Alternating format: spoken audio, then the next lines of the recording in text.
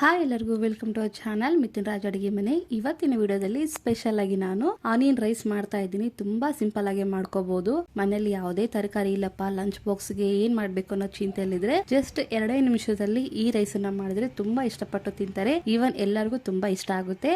ಮಾಡೋದು ಕೂಡ ತುಂಬಾನೇ ಸುಲಭವಾಗಿ ಮಾಡ್ಕೋಬಹುದು. ಮೊದಲನೇದಾಗಿ ನಾನು ಅನ್ನ ತಗೊಂಡಿದ್ದೀನಿ. ಆಲ್ರೆಡಿ ರೆಡಿ ಮಾಡ್ಕೊಂಡು ಇಟ್ಕೊಂಡಿದ್ದೀನಿ. ಸ್ವಲ್ಪ ಉದ್ರುದ್ರಾಗಿದ್ರೆ ಚೆನ್ನಾಗಿರುತ್ತೆ, ಮೆತ್ತಿಗೆ ಆಗಿದ್ರೆ ಅಷ್ಟು ರುಚಿ ಇರೋದಿಲ್ಲ. ಈರುಳ್ಳಿ ಮತ್ತೆ ಹಸಿಮೆಣಸಿನಕಾಯಿ ಎರಡನ್ನೂ ಕಟ್ ಮಾಡ್ಕೊಂಡು ಇಟ್ಕೊಂತೀನಿ. ಮಾಡೋದು ತುಂಬಾನೇ ಸುಲಭ. ಯಾವಾಗ್ಲೂ ಚಿತ್ರಾನ್ನ, ಪುಳಿಯೋಗರೆ ತಿಂದು ಬೇಜಾರಾಗಿದ್ರೆ ಒಮ್ಮೆ ಈ ತರ ಸಿಂಪಲ್ ಆಗಿ ಆನಿಯನ್ ರೈಸ್ ಮಾಡ್ಕೊಳ್ಳಿ. ತುಂಬಾ ಇಷ್ಟಪಟ್ಟು ತಿಂತಾರೆ, ತುಂಬಾ ರುಚಿಯಾಗಿ ಕೂಡ ಇರುತ್ತೆ. ಮೊದಲನೇದಾಗಿ ಒಂದು ಕಡಾಯಿ ಇಟ್ಕೊಂಡಿದ್ದೀನಿ. ಕಡಾಯಲ್ಲಿ ಒಂದು 2 ರಿಂದ 3 ಸ್ಪೂನ್ ಅಷ್ಟು ಎಣ್ಣೆ ಹಾಕ್ತಿದ್ದೀನಿ. ಎಣ್ಣೆ ಸ್ವಲ್ಪ ಬಿಸಿ ಆದ್ಮೇಲೆ ಅರ್ಧ ಸ್ಪೂನ್ ಅಷ್ಟು ಸಾಸಿವೆ, ಜೀರಿಗೆ ಮತ್ತೆ ಕರಿಬೇವು ಹಾಕ್ತಿದ್ದೀನಿ. ಒಂದು ಮೀಡಿಯಂ ಈರುಳ್ಳಿನ ಸಣ್ಣದಾಗಿ ಕಟ್ ಮಾಡ್ಕೊಂಡು 2 ಹಸಿಮೆಣಸಿನಕಾಯಿ ಕಟ್ ಮಾಡ್ಕೊಂಡು ಹಾಕಿದ್ದೀನಿ. ಈರುಳ್ಳಿ ಮತ್ತೆ ಹಸಿಮೆಣಸಿನಕಾಯಿ ಚೆನ್ನಾಗಿ ಫ್ರೈ ಆಗಬೇಕು, ಅಲ್ಲಿವರೆಗೂ ನಾವು ಫ್ರೈ ಮಾಡ್ಕೋಬೇಕಾಗುತ್ತೆ. ನೋಡಿದ್ರೆ ಆಗಿದೆ. ಇವಾಗ ಇದಕ್ಕೆ ನಾನು ಏನು ಮಾಡ್ತೀನಿ, ಶುಂಠಿ ಬೆಳ್ಳುಳ್ಳಿ ಪೇಸ್ಟ್ ಹಾಕ್ತೀನಿ, ಒಂದು ಅರ್ಧ ಸ್ಪೂನ್ ಅಷ್ಟು.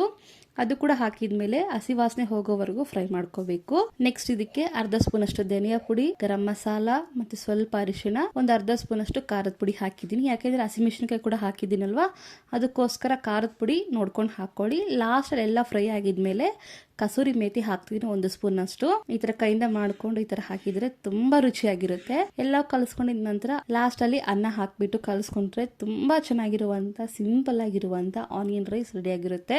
ರುಚಿಗೆ ತಕ್ಕಷ್ಟು ಉಪ್ಪು ಹಾಕಿ ಇನ್ನೊಂದ್ಸಲ ನೀಟಾಗಿ ಕಲಿಸ್ಕೊಂತೀನಿ. ನೀವು ಬೇಕಿದ್ರೆ ಮಸಾಲೆ ಐಟಮ್ಸ್ ಹಾಕಿದೀವಲ್ವಾ, ಅವಾಗಲೇ ಉಪ್ಪು ಕೂಡ ಹಾಕೋಬಹುದು. ನಾನು ಅಲ್ಲಿ ಮರೆತು ಹೋಯ್ತು, ಅದಕ್ಕೋಸ್ಕರ ಲಾಸ್ಟ್ ಅಲ್ಲಿ ಹಾಕಿದ್ದೀನಿ. ನೀವೇನಾದ್ರೂ ಹಾಕೋಂಗಿದ್ರೆ ಮಸಾಲೆ ಐಟಮ್ಸ್ ಜೊತೆಗೆ ಹಾಕ್ಬಿಡಿ.